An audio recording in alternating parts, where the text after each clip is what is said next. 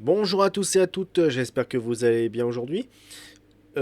Aujourd'hui, j'ai décidé de faire le focus, du coup, de continuer suite au focus de Chris Redfield. Euh, pardon, excusez-moi. J'ai décidé de faire celui de Jill Valentine, donc du coup, on va commencer tout de suite. Donc, on va faire ce focus, du coup, sur Jill Valentine. Elle apparaît pour la première fois dans Resident Evil 1996, donc le tout premier. Elle a été affiliée aux STARS, donc Spécial Tactique et de Rescue de Service, de l'unité Alpha. La spécialité de Jill est le désamorçage d'explosifs, crochetage et combat tactique. Donc Jill est l'une des protagonistes originelles de la série avec Chris Redfield. Elle incarne dès le départ la figure de l'agent d'élite contrôlé et confronté à l'horreur biologique. Donc globalement voilà. Jill dans l'univers de Resident Evil. Donc Raccoon City, Resident Evil 1 et 3. Donc elle apparaît dans Resident Evil le tout premier et le remake du 2002.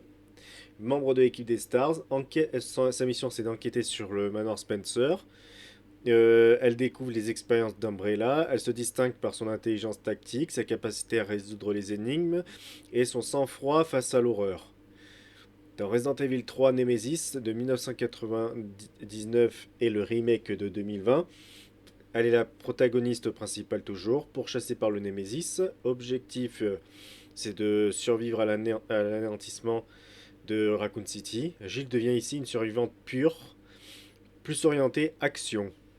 C'est dans Resident Evil 3 que Jill passe du statut d'agent à celui d'icône du survival horror. Donc voilà un peu pour ses apparitions. Bien sûr, éventuellement, elle apparaît aussi dans Resident Evil 5 où j'ai énormément aimé son design. En gros, elle est. Attention, spoiler. Quand on fait le DLC du Perdu dans les cauchemars, je crois que c'est ça le nom, on la contrôle avec Chris dans un manoir qui ressemble parfaitement au manoir de Spencer dans le 1, où on doit en fait chercher Oswald Spencer et on tombe sur Albert Wesker, donc là où il saute un peu sur la gueule et tout. Du coup, Chris il a deux doigts de mourir des mains de Wesker et en gros, Jill se sacrifie et se jette par la fenêtre en emportant Wesker. Et dans le 5, en fait, elle est contrôlée par Wesker. Donc voilà.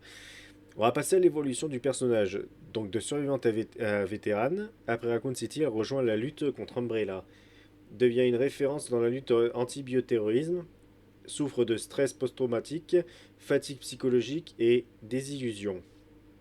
Dans Resident Evil 5, comme j'ai dit tout à l'heure, elle est capturée et contrôlée mentalement par Wesker, devient temporairement une antagoniste et symbolise la perte de contrôle et la manipulation. Donc la personnalité de Jill. Jill est souvent décrite comme rationnelle, elle analyse avant d'agir, courageuse, jamais paniquée, même seule, altruisme, protège civils et coéquipiers, stoïque, cache ses traumatismes. Contrairement à Léon, qui est plus émotionnel et que je peux pas blairer, ou Claire, plus empathique, Jill est la plus professionnelle et la plus militaire des héroïnes. Euh, Design et symbolique. Tenue iconique. Dans Resident Evil 1, elle a un béret bleu uniforme des Stars. Dans Resident Evil 3, euh, top bleu, jupe austère et design culte. Donc moi j'aime bien sa tenue. Franchement, elle est iconique, j'en ai même fait un custom pour vous dire.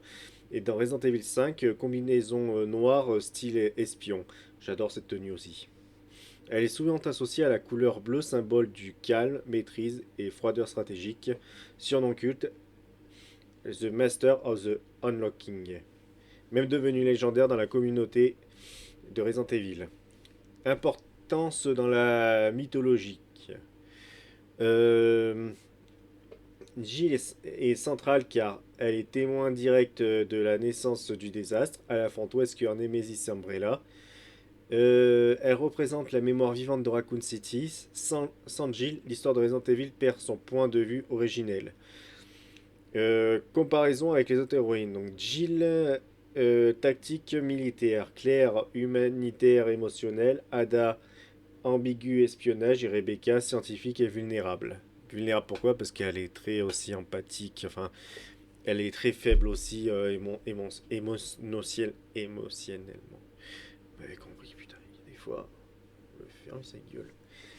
Pourquoi Jill est culte? Parce qu'elle est la première héroïne du survival horror moderne. Putain, je vais pas y arriver. J'ai bien aimé aussi dans Dino Crisis Regina aussi. C'est une femme forte, sans être caricaturale. Un symbole de résistance face à l'horreur biologique. Une figure fondatrice du jeu vidéo et des années 90. Elle n'est pas juste un personnage, elle est l'ADN de Resident Evil.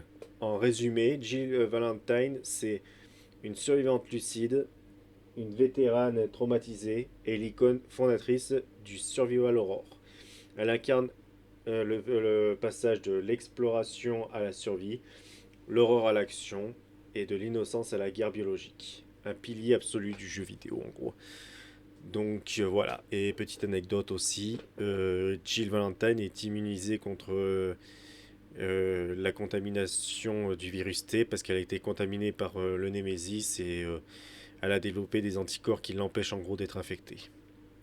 Donc voilà. Je vais, on termine sur cette vidéo. Je vous partage justement des photos de custom que j'ai fait de Jill Valentine de la marque NECA.